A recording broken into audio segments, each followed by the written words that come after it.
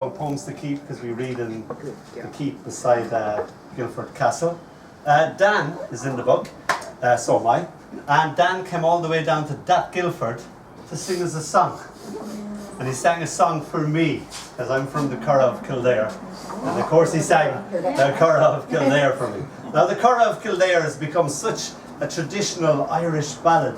It's the sort of theme song of Kildare. The rugby club have adopted it as their anthem, but it's a Robbie Burns poem. It's called The Winter It Is Past.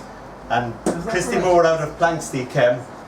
He just lives 3 miles from me from in Newbridge, and he went in Newbridge Library, saw the poem and whittled it down to the song. And him and Dónall put the music together, and you had the Curragh of Kildare.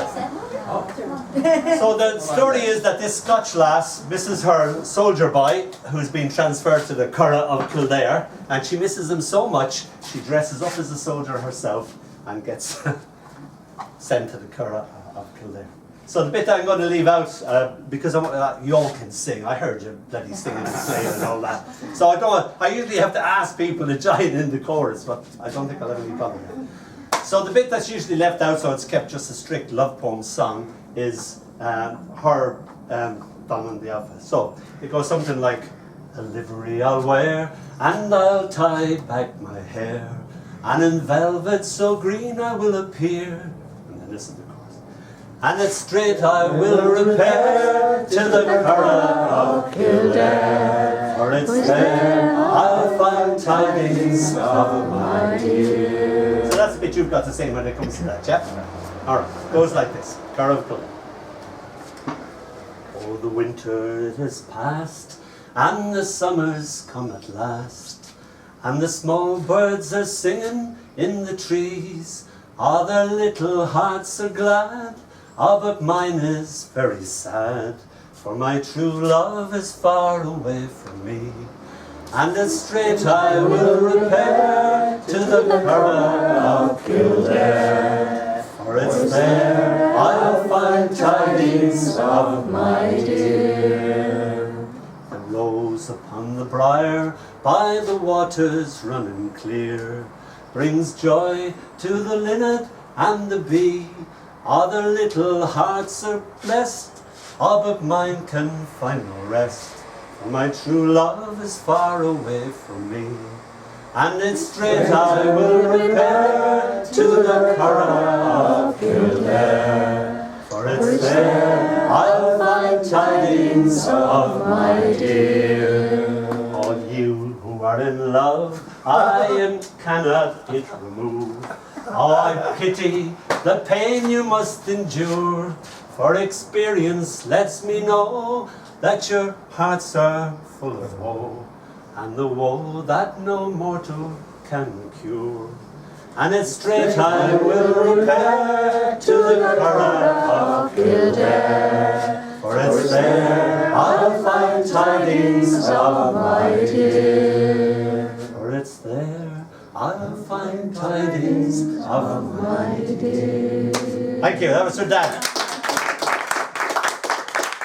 We're going to keep in the Curragh of Kildare. This is a poem called Jerry Sweeney's Mammy. Because I always thought people like Jerry Sweeney's mammy who never had a poem written for them, that's the kind of woman that should get a poem written for them. These mammies were super mammies. They were 150% mammies. And it was Mrs. I didn't know about sex, right? So I thought that a chap could have 3 mammies. There was my own lovely mother Rita, there was Mrs. Lizzie Sweeney up the road, and there was my Auntie Mary down in Cork. So I thought I had 3 mammies. And anybody who loved you to that degree, I thought that's what a mammy is. So this is a love poem for Lizzie Sweeney. It's called Jerry Sweeney's Mammy. Mrs. Sweeney was Jerry Sweeney's mammy. And even though I had my own, I had her on loan. It was like having a spare mammy. And even when she was mad with us, she just couldn't be mad with us. Go on, she'd grin, go on. You'd wear the heart out of a stone. And if you fell, and you were crying, heart and knee badly grazed or badly bitten by a bee, she would hug you up with all herself. Come here to me, you poor little dote. Wrap you up in so much love, it would last for years, for years. Jerry Sweeney was my best friend ever. Way back in the way back then. Still is. Nothing's changed. Except those young fellas have become old fellas who still think they're young fellas. And every time I see him, I could almost cry. I can still see his mammy smiling out of his eyes. Thank you. You couldn't say no. This is called, And When Did You Last See Your Father? You exist in the space between breath and breath, the space between second and second, thought and thought, the interstices of being.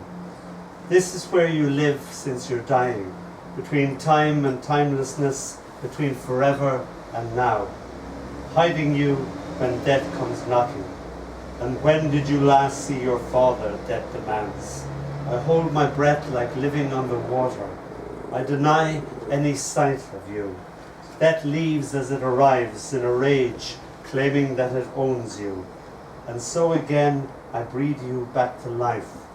Live here, Father, between 1 second and the next, between one thought and the next, the interstices of being. I will not let death own you. Thank you.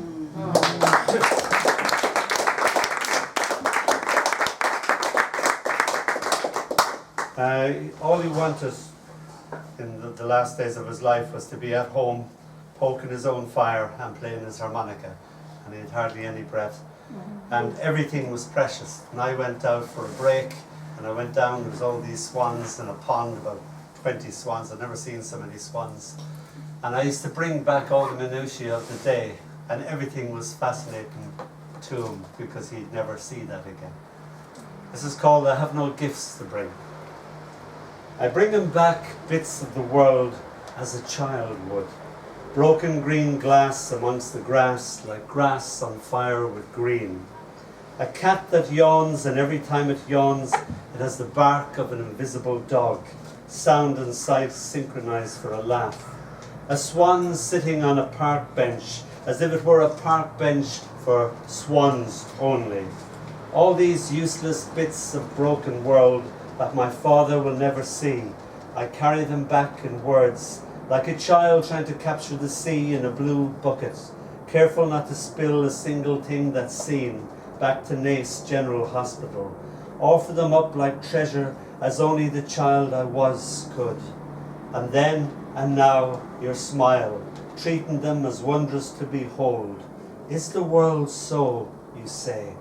It is so, I say, both as man and boy. The glass grins shining in the sun like a little green fire.